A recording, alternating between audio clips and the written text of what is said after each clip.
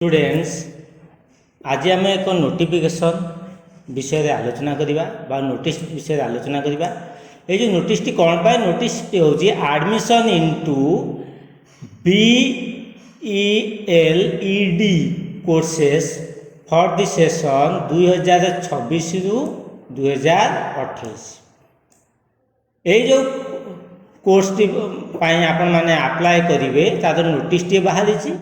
ये जो notice T बाहर बर्तमान डेडलाइन्स विषय नोटिस डेडलाइन्स विषय आम आज आलोचना करवा।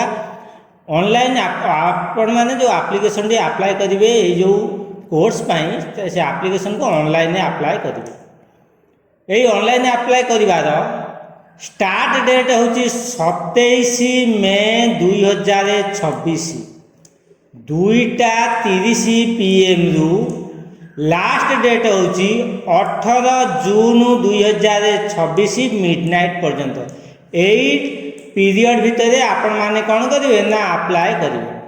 एवं जदि कौन सी प्रोब्लेम रही जाए आपण माने से ऑनलाइन अप्लाई कला समय एडिट ऑफ ऑनलाइन एप्लिकेशन को एडिट करिवार डेट हूँ 19 जून 2026 रु 20 जून 2026 मध्य आपण मैंने कौन करेंगे एप्लिकेशन को एडिट करेंगे।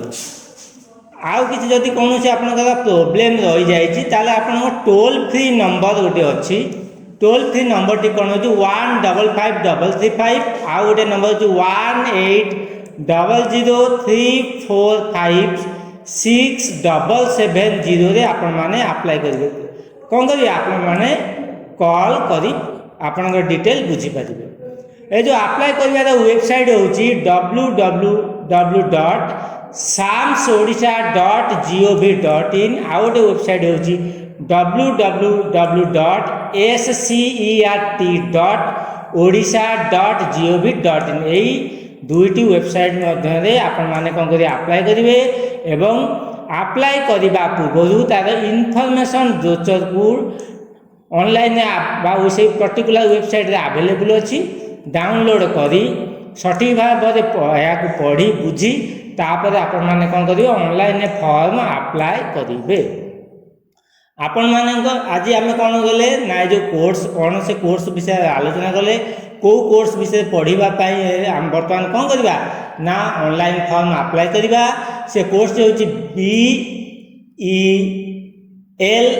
BELED कोर्सेस आम जोटा कहते सिटी कोर्स है कि सिटी बर्तमान कौन हो ना आम डेडलाइन आसी ऑनलाइन फॉर्म एप्लिकेशन फॉर्म आप ऑनलाइन अप्लाई करेंगे।